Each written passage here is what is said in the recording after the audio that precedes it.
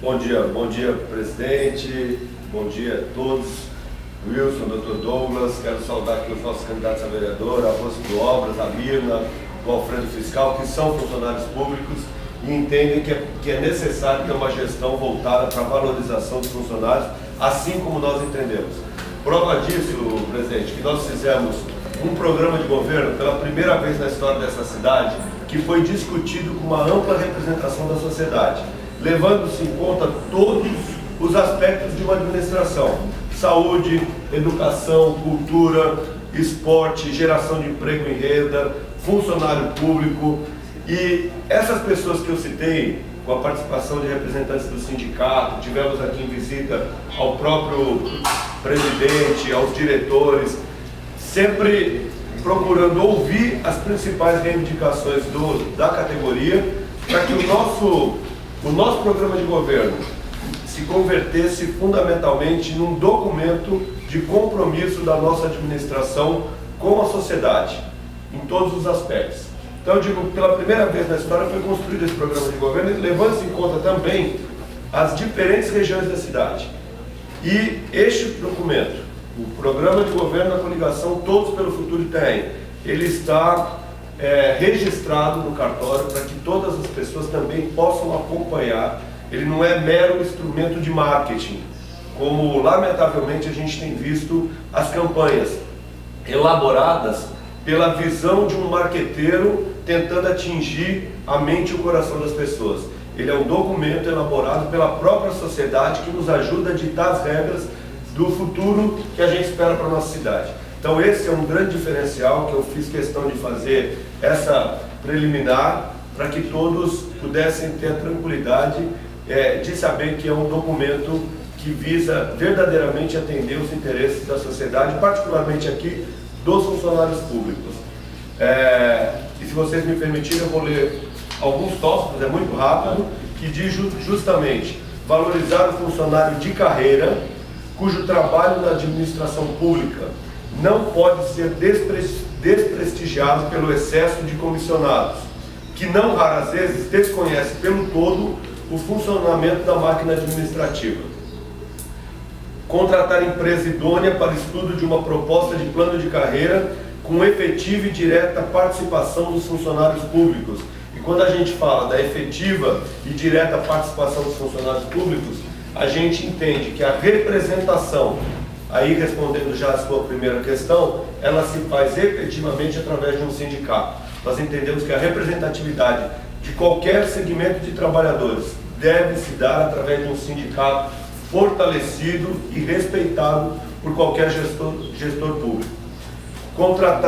Oferecer cursos de qualificação preferencialmente dentro do município para os funcionários efetivos, a fim de se aperfeiçoarem dentro de suas respectivas áreas de atuação profissional. Nós concordamos com o encaminhamento feito pelo Tribunal de Contas, que lamentavelmente sempre tem feito apontamentos contrários a se qualificar funcionários comissionados. Ou seja, é um desperdício de recursos, porque o comissionado, ele não é o funcionário de carreira que vai aplicar isso em função da máquina pública.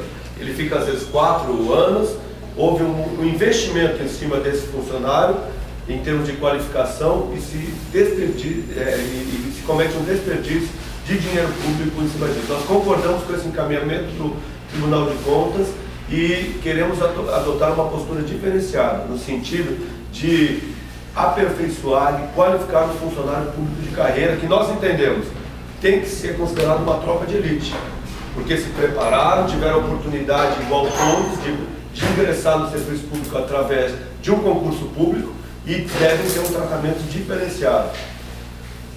Promover reforma administrativa visando a centralizar as informações de recursos humanos das diversas secretarias da Prefeitura.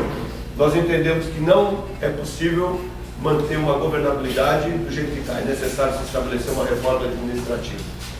Integrar as diversas secretarias por meio de uma secretaria de planejamento, revisar e reestruturar o Instituto de Previdência como forma sobretudo de transparência, de passar tranquilidade aos funcionários e aos aposentados e aqueles que se aposentarão. Criar uma auditoria permanente como instrumento concreto de transparência e de melhoria do serviço público municipal e criar uma ouvidoria pública. Esses são alguns dos tópicos que constam no programa de governo Itanhaém, Todos pelo Futuro Itanhaém, e que está registrado em cartório, e que a gente quer sempre se colocar à disposição do sindicato, que é o órgão de representatividade dos trabalhadores, dos servidores municipais, como forma de estar sempre buscando aprimorar e fazer as correções que se fazem necessárias. Então era isso que eu tinha para acrescentar, e penso que já foi respondida a primeira questão. Então, ainda dentro desse tema, qual a possibilidade do sindicato ocupar espaço dentro das unidades do município?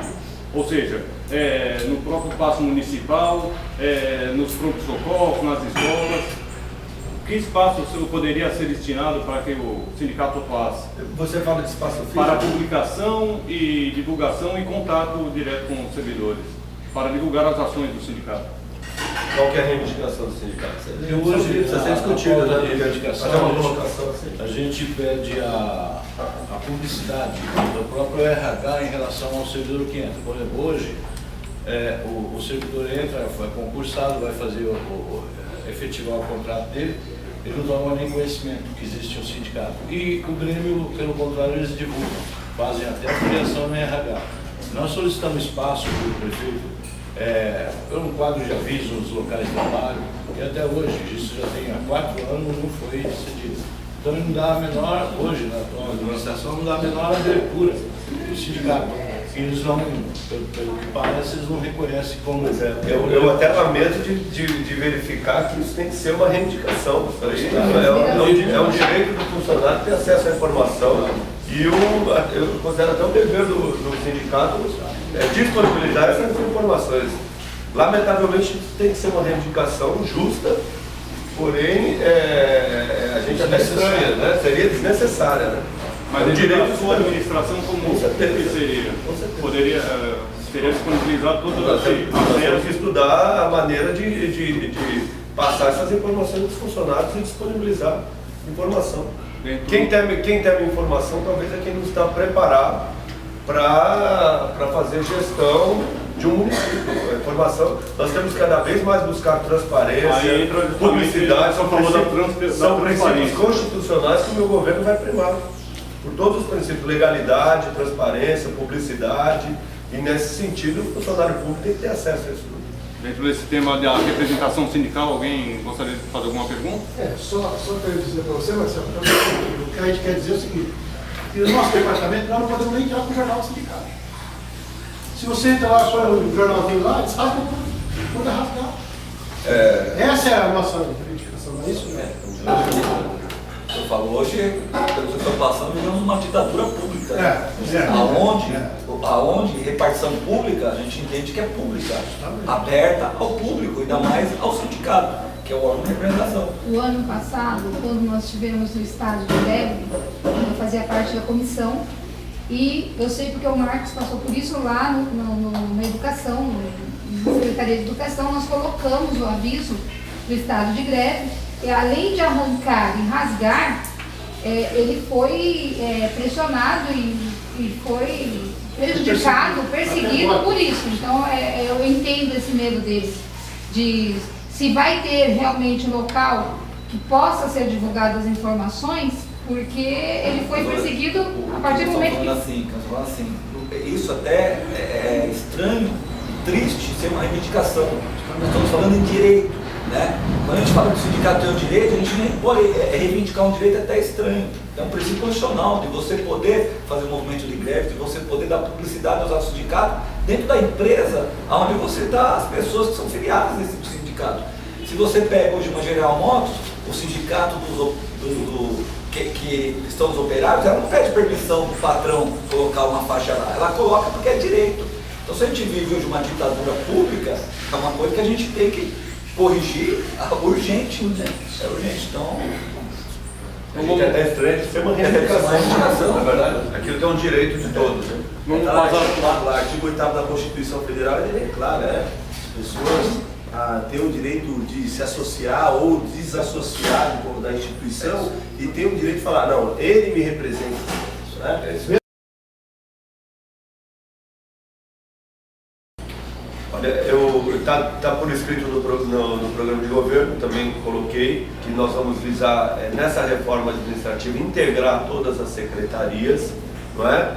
E agora, o teor exato de o que pretende vai ter que ser feito um estudo tão logo a gente entende que vencendo as eleições precisa fazer um estudo com ampla participação, porque quando a gente fez um programa de governo chamando as pessoas a discutir, é porque a gente quer colocar um governo com controle social, com participação da sociedade, mudando a postura. Então não adianta se reunir 2 ou 3 numa sala com ar-condicionado e dizer a reforma vai ser assim, essa. Nós temos que ouvir justamente os funcionários. A gente entende que quem entende de máquina pública é o funcionário público. E para estabelecer uma reforma administrativa, o funcionário público, com ampla e direta participação do sindicato, que é o órgão de representação máximo, tem que participar junto conosco na elaboração dessa reforma. Agora, o objetivo principal, centralizar as informações de recursos humanos das diversas secretarias da prefeitura. Tá? Candidato, dentro dessa reforma administrativa, existe alguma previsibilidade numa secretaria especializada em questão trabalhista? Não. Em relação ao trabalho, entre... Não, em princípio não. Não. Mas nós podemos discutir isso no futuro, não tem nada programado. Ótimo. Tá? Porque isso, como o senhor sabe, essa atual administração criou, salvo engano, criou a Secretaria do Trabalho, né? Assim como criaram do deficiente, dos idosos, tudo só foi criado, mas não foi efetivamente colocado em prática. Cada vez mais, assim, o princípio de tudo não dá mais para a gente viver de fachada, né? Hospital com fachada pintada e sem um efetivo funcionamento.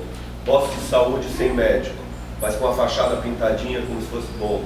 O ensino público sem as professoras, os funcionários serem respeitados e valorizados, mas a fachada da escola pintada bem bonitinha. Esse tipo de política tem que acabar. Da mesma maneira, o plano de cargos e salários foi uma verdadeira fachada, para se dizer que atendeu a reivindicação do funcionário, quando na verdade causou uma grande frustração. Um plano que não atendeu a expectativa. O senhor está falando, o senhor disse para nós sobre o plano de cargos e salários, o senhor vai implantar, né? O que o senhor pretende, em primeiro lugar? A reforma administrativa ou o plano de cargos e salários? Reforma administrativa. Ótimo.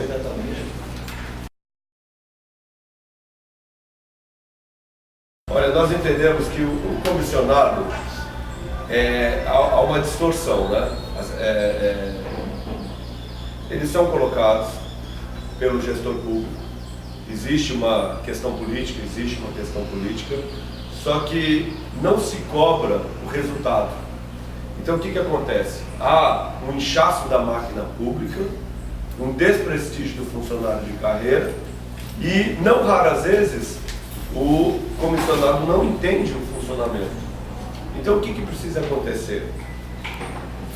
O grupo de funcionários públicos de carreira, eles têm que ser tratados como elite, como uma tropa de elite. A gente entende as administrações que dão certo, as administrações de sucesso, tratam o funcionário público de carreira como tropa de elite. E o funcionário comissionado, que existe, ele tem que ter uma cobrança de resultado. Não pode ser simplesmente uma colocação política. Olha, entra e tem as costas quentes e não precisa prestar conta, pode ficar o dia inteiro com a perna no ar, que é o que a gente ouve por aí, o que acontece. Então tem que ter, ele está recebendo recurso público, mas tem que ter um resultado da prestação de serviço efetivo para o município. Agora, existe um número excessivo em direta ligação de um desprestígio com o funcionário público, isso tem que se inverter. Tá?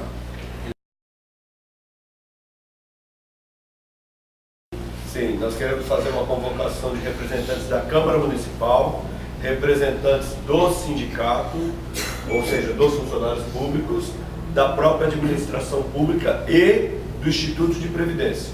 para que possa reformular o estatuto.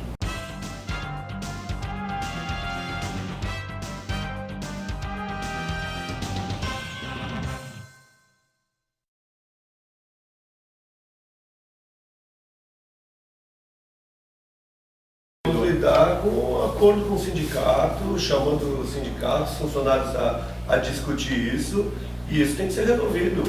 Todo mundo sabe que eu sou comerciante, não é? Qualquer dono de... pode ser um barzinho que tenha um funcionário. Todo ano tem que fazer a reposição das perdas salariais. Não é? Nessa cidade se diz que pagar em dia já está de bom tamanho. Quando se pagar em dia, é uma obrigação. Então, como se fosse uma grande conquista para o funcionário pagar em dia. Então, isso aí ontem. Então, eu lamento quando eu vejo isso, porque eu me lembro quando eu fui montar o meu primeiro comércio, o meu pai me falou o seguinte: olha, primeira lição, pague em dia o seu funcionário. Você pega empréstimo, venda telefone, na época o telefone valia muito, né? Venda telefone, venda carro, mas não atrase o salário do seu funcionário. Porque se para você faz falta, para o seu funcionário faz mais falta, ele conta com aquilo naquele dia. Então, eu entendo isso como obrigação. Não é? Pagar em dia, obrigação, não é benefício. Então, o que tem que se discutir é a reposição, e nós temos que rever as reposições acumuladas também. Essa de fevereiro é as acumuladas. As acumuladas. Além da reposição anual, que faz com que o salário de tem.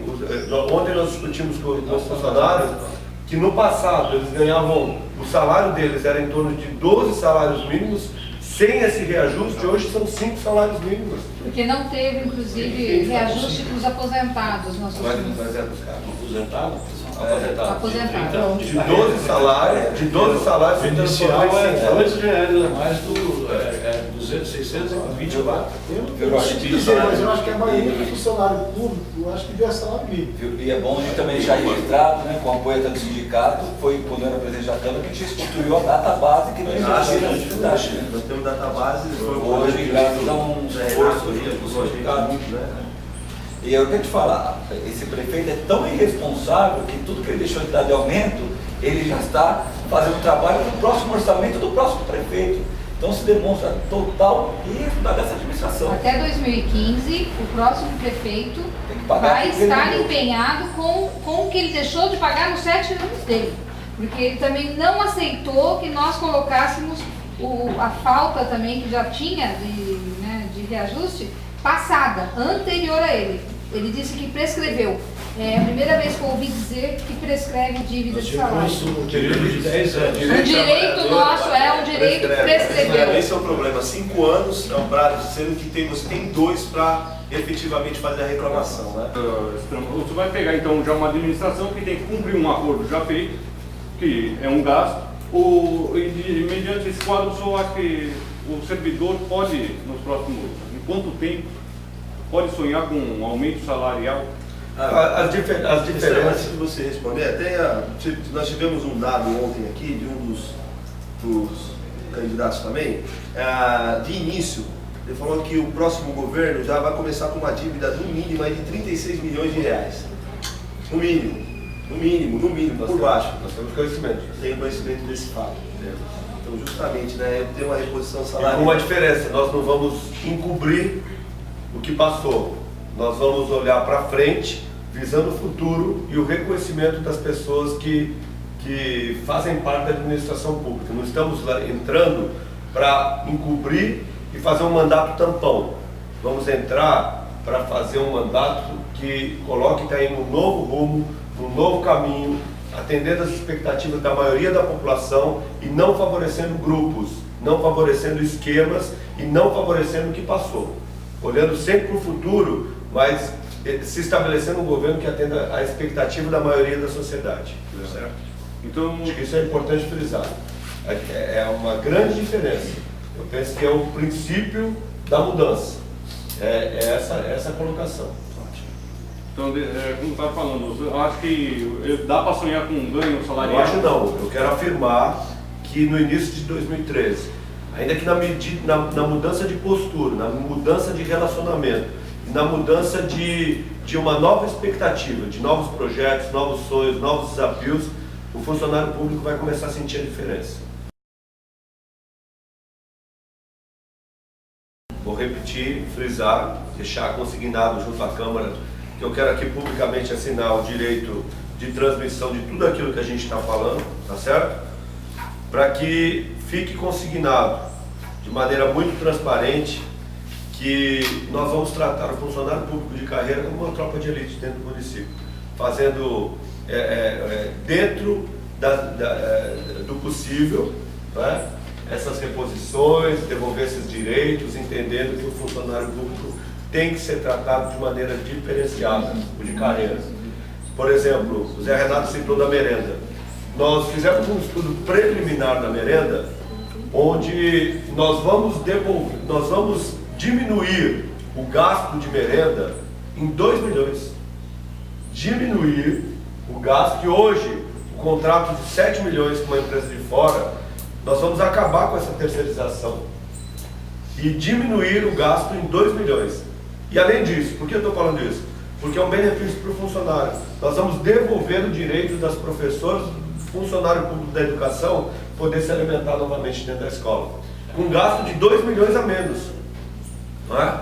E a gente tem tanta convicção disso, que nós estamos colocando aqui publicamente e está registrado na sua Câmara, porque nós queremos, a partir do ano que vem, no primeiro dia de ano letivo, fazer com que o funcionário público volte a se sentir prestigiado e respeitado com esse direito devolvido. E com uma economia e garantia de uma melhora na qualidade da alimentação e do cardápio.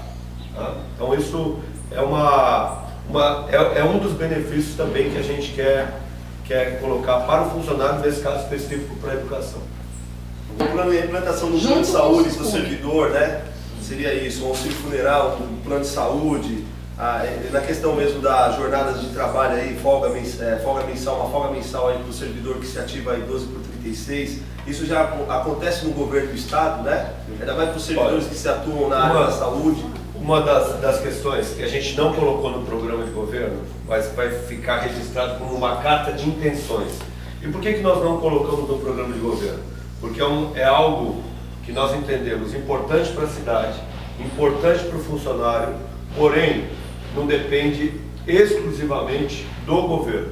Mas a intenção está registrada aqui pela primeira vez, porque nós tomamos o cuidado de não registrar no programa de governo, justamente porque não depende exclusivamente do gestor, que é de oferecer uma área para que um hospital particular possa se instalar na cidade com isenção tributária, incentivo fiscal e como, além de todos esses benefícios, para que o hospital ainda tenha um interesse maior de vir para o município, oferecer de pronto uma carteira de plano de saúde aos funcionários públicos.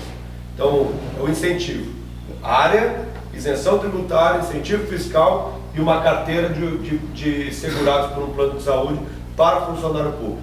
Então isso fica aqui claro que é uma carta de intenção, porque nós vamos fazer gestão junto a entidades particulares para que isso possa ocorrer. E é uma maneira também de fazer com que aqueles que têm plano de saúde particular, além dos funcionários que vão poder contar com isso, porque vai ser uma das intenções que nós vamos mostrar à entidade particular para que se instale no município, é uma maneira também de fazer com que as pessoas que têm plano de saúde possam se dirigir ao atendimento particular e dessa maneira desafogar a rede pública de saúde para que a gente possa prestar um serviço de maior qualidade para as pessoas que dependem exclusivamente da rede pública. Nós queremos fazer um governo de cooperativismo, associativismo, onde as pessoas possam estar se organizando dessa maneira, porque a sociedade organizada, ela funciona muito melhor como contribuição a um governo que está aberto à participação da sociedade. Não um governo que quer tolir a participação, tolir as manifestações, a expressão, e é chegado o momento de se estabelecer nessa cidade um novo governo, um novo projeto, e eu quero conclamar aqui todos os funcionários públicos, através do sindicato, a participarem desse projeto, para que a gente possa verdadeiramente fazer um governo voltado ao interesse da maioria da sociedade.